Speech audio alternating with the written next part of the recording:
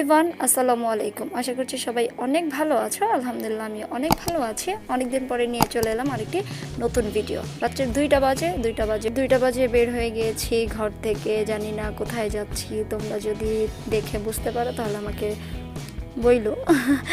বলার সুযোগ তোমাদের দেবই না, কারণ আমি একটু পরে বলে দিচ্ছি আমরা কোথায় এসেছি। আর লোকেশনটা হয়তো বা তোমরা দেখেও বুঝতে পারছো যে আমরা আসলে কোথায় আসছি। আসলে আমরা চলে এসেছি এয়ারপোর্টে। আমার এক কাজিন, ছোট ভাই, ও চলে যাচ্ছে বাহিরে, তো ওকে দেওয়ার জন্য ওকে দেওয়ার জন্যই আমরা এয়ারপোর্টে চলে এসেছি। 2টা বাজে রওনা দিয়েছি। আস্তে আস্তে আমাদের এখন 3টা অলরেডি বেজে গেছে। আর এত রাত্রেও যে বাইরে এত জ্যাম থাকবে আমি আসলে এটা কল্পনা করিনি। প্রচুর পরিমাণ জ্যাম ছিল, অনেক ভিড় ছিল। তো আসলে যাওয়ার সময় রাজুর মনটা অনেক খারাপ ছিল।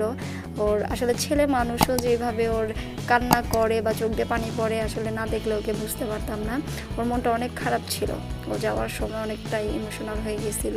তো যখন যাচ্ছিল অনেক যদি আমরাও যদি একটু ইমোশনাল হতাম ওর সামনে, তাহলে হয়তো সত্যি ওর চোখ দিয়ে পানি পড়ে যেত। কিন্তু ও একা একা কান্না করছে যাওয়ার সময়। তো ওই সময় 3টার সময় যখন আমরা এয়ারপোর্টে পৌঁছাই, দেখি প্রচুর পরিমাণ ওইখানে ভিড়। আমরা যে গাড়িটা নিয়ে গিয়েছিলাম সেই ড্রাইভার বলতেছিল যে আমি প্রায় সময় আসি এত ভিড় পাই না, বাট আজকে অনেকটা ভিড়।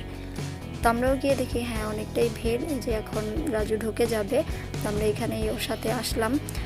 আসলে মনটা খারাপ লাগতেছিল যে আসলে যখন নিজেদের কাছের মানুষ বা প্রিয় মানুষ কেউ একজন 7 সমুদ্র দূরে চলে যায়, তখন আসলেই কিন্তু অনেক খারাপ লাগে, কষ্টের বিষয়। অনেকেই দেখলাম যে নিজের প্রিয় মানুষকে দেওয়ার জন্য এখানে আসছে, অনেকে সি অফ করার জন্য আসছে। সবারই মনটা খারাপ।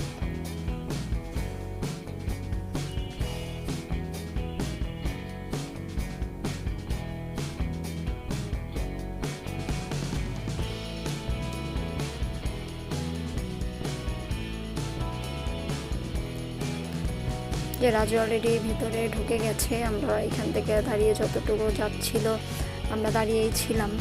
আসলে ছোটো ভাইটা চলে যাচ্ছে, কবে আবার দেখা হবে কি হবে না জানি না।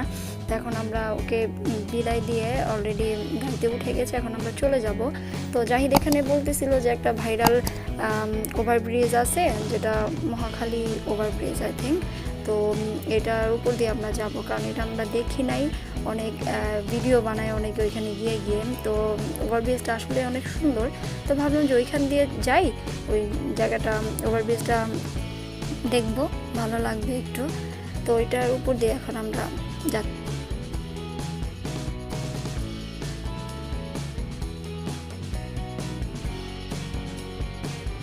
অলরেডি আমরা ওভারব্রিজের উপরে উঠে গেছি। এখন এই যে এখানে ড্রাইভার ভাইয়ার টোল দিচ্ছিল। এখানে গাড়িতে 80 টাকা টোল দিতে হয়।